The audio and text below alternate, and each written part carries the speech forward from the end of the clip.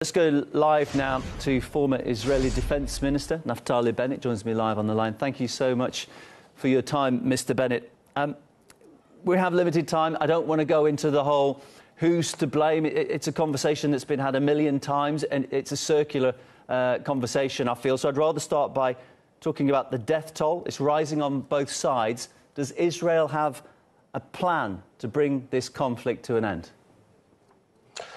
Our plan is to take down any Hamas operator, commander, and command center, because last Monday, unprovoked, Hamas started shooting rockets on Israel. They decided when this round would start. Israel will decide when it ends.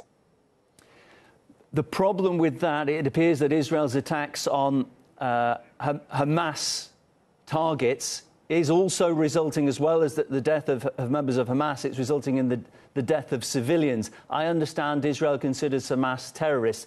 It surely doesn't consider Palestinian civilians terrorists. So how does it argue that any civilian death is acceptable? No civilian death is acceptable, and that's why we abhor the fact that Hamas uses civilians as human shields. 9 Israeli civilians were murdered over the past week by this unprovoked attack, and we're not going to sit back and just let Hamas decide when to start, when to end, at its convenience. Does that mean that the civilians are considered collateral damage to Israel? No, it means that Hamas is murdering its own people by hiding cowardly behind the civilians, by hiding its command centers within buildings that belong to hospitals or schools. This is a cynical way of operating, and they hold direct responsibility to all the deaths. And as I said, 9 Israelis were killed by Hamas. I completely understand the point you're making. There have been Israeli deaths, there have been Palestinian deaths. You consider Hamas terrorists, though. If you say that you're going to accept civilian deaths, though, to kill Hamas terrorists in your eyes, is that not lowering yourself to the level of terrorists? Is 5 Hamas terrorists, 2 civilian deaths, an acceptable result to you? You know, as I said, Israelis are being murdered day in, day out by Hamas. And fortunately, we have developed a defense system called Iron Dome, which protects our people. The Hamas can also develop an Iron Dome. It's very simple. Unarm yourself, stop attacking Israel, stop trying to annihilate us, and then there will be total peace in Gaza. The world is looking on now on what is happening. There have been a lot of demonstrations, particularly in Europe. The fact that there have been a lot more Palestinian deaths than Israeli, is that making Israel look bad, do you think, in the eyes of the global public? So you think more Jews should die? How many Jews should die for the world to feel that this is acceptable? No, I'm asking you about public perception. Do you think that this is making Israel look bad purely in terms of the numbers? Look, I'm not out to seem to look nice or unnice. I'm out to defend my people from an unprovoked attack. The days that we're going to sit back and allow murderous terror groups shoot and kill Jews, those days are over. And if the numbers seem slanted, all it means is that Israel cares more about its own people than Hamas about killing all people. Israel is defending itself. Hamas is out to kill Israelis. And by the way, they killed over 20 Gaza citizens by direct hits of their own rockets.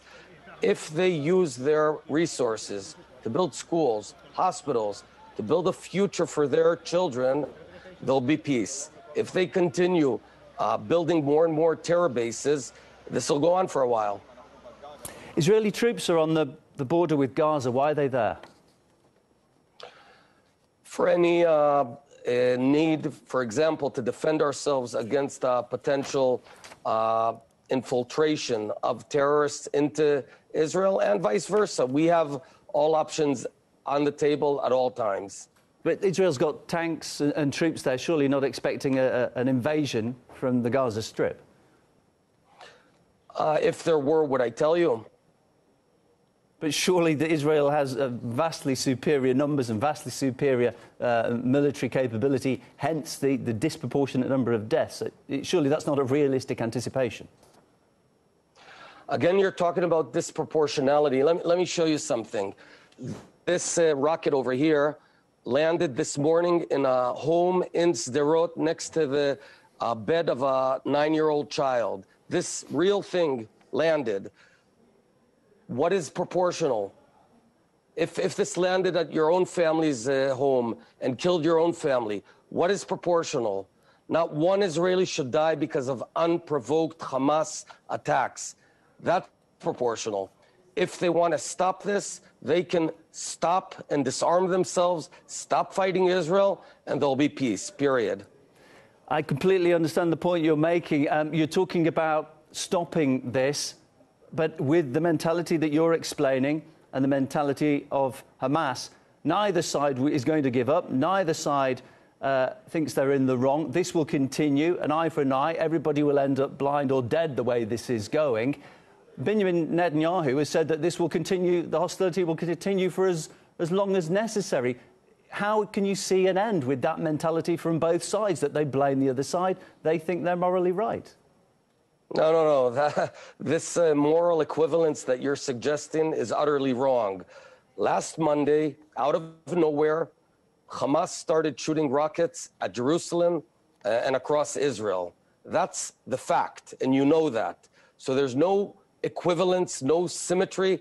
They started shooting rockets on Israel. We did not shoot rockets on Hamas. But if they think that they'll decide the moment that it starts, but also decide the moment it ends, they're wrong.